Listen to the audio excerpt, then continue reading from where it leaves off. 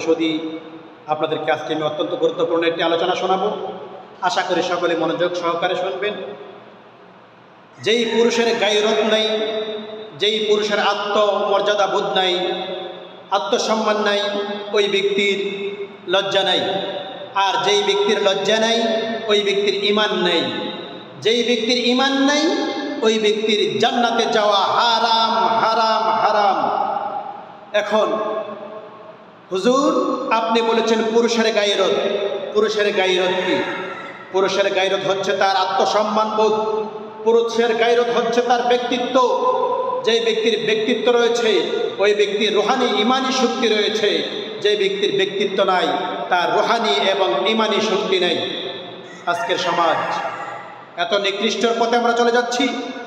আমাদের স্ত্রী, আমাদের ওয়াইফ, আমাদের বোন, আমাদের এক্স, আমাদের গার্লফ্রেন্ড, তাদের পিক আমরা সোশ্যাল মিডিয়াতে আপলোড করতেছি। আমরা সোশ্যাল মিডিয়াতে আপলোড না করলে আমাদের মন ভরে না।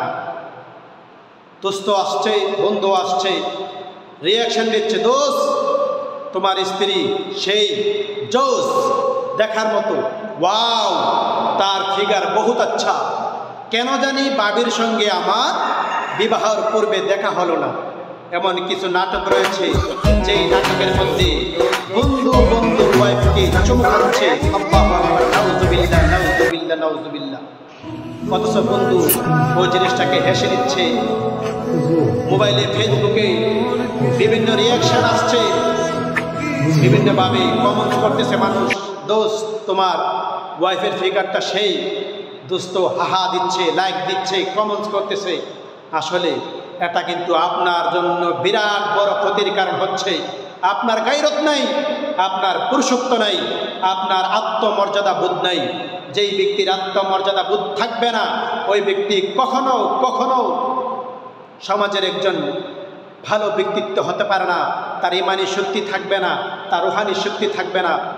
আমি আপনাদেরকে ছোট্ট একটা আলোচনা তুলে ধরতেছি। এক মহান আল্লাহর ওলি, উনি একদিন নদীর মধ্যে নামাজের মশাল্লা বিছিয়ে নামাজ পড়ে ফেললেন।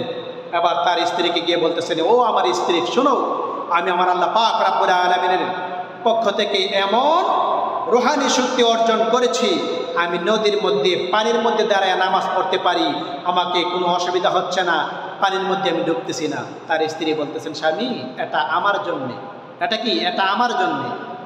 স্ত্রী যখন এই কথা বললেন, স্বামী বলতেছেন, ইবাদত বন্দেগী করি আমি আল্লাহর কামালিয়া, আল্লাহ পাক রব্বুল আলামিনের দরবার থেকে আমি কামালিয়াত অর্জন করেছি। স্ত্রী বলতেছে তার জন্যে। এবার স্বামী এবং স্ত্রী দুইজনে বললে, স্বামী এবং স্ত্রী দুইজনে বললেন, ঠিক আছে আমরা একটা প্রতিযোগিতা করি, কালকে তুমি আবার ওই সাগরের মধ্যে, ওই নদীর মধ্যে তুমি নামাজ পড়বা। তো আল্লাহর ওলি দুনিয়াতে যেহেতু উনি আগের দিন পড়তে পেরেছে, উনি পরের দিন পড়বে এরকম চিন্তা ভাবনা করে উনি ভালোভাবে আতর মাখালেন, ভালো কাপড় পরে, উত্তম কাপড় পরে সমাজের সমস্ত মানুষকে, বন্ধু বান্ধবকে বললেন, দেখো আমি আজকে পানিতে দাঁড়িয়ে নামাজ পড়ব। আর এই দিক দিয়ে ওই হুজুরের, ওই আল্লাহর ওলির ওয়াইফ সকালবেলা গোসল করে তার ভিজা কাপড়গুলা তার বাড়ির বারান্দার মধ্যে রেখে দিয়েছেন। তো ওই রাস্তা দিয়ে যখন পাবলিক যাচ্ছে তখন ওই তার স্ত্রীর কাপড়গুলা দেখে বলতেছেন, হুজুরের বউয়ের কাপড়, হুজুরের ওয়াইফের কাপড় এত সুন্দর, না জানি কত সুন্দর।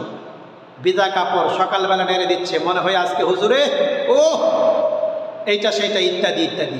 এই কথাগুলা যখন তারা কল্পনা জল্পনায় বলেছে, ওই দিক দিয়ে হুজুর যখন ওই পানির মধ্যে যখন নামাজ পড়ার জন্য গেলেন, আজকে 22 হাত পানির নিচে ডুবে গেলেন। আল্লাহু আকবার, আল্লাহু আকবার। তো স্ত্রী বলতেছেন, ভাই সাহেব কেন আজকে পানির নিচে চলে গেছেন? জানেন আপনি আমাকে আনার পরে পর্দার ভিতরে রেখেছেন, পশিদার ভিতরে রেখেছেন, দুনিয়ার কোনো পরপুরুষ আমাকে দেখে নাই। না দেখার কারণে আমি, আমার আল্লাহ পাক রব্বুল আলামিন আপনি আমাকে পর্দার ভিতরে রাখার কারণে আল্লাহ পাক রব্বুল আলামিন আপনাকে আত্মমর্যাদা বোধ দিয়েছে। আপনার গায়রত থাকার কারণে, আপনার ব্যক্তিত্ব থাকার কারণে আমার আল্লাহ পাক রব্বুল আলামিন আপনাকে রুহানি জিসমানি শক্তি দিয়েছিল।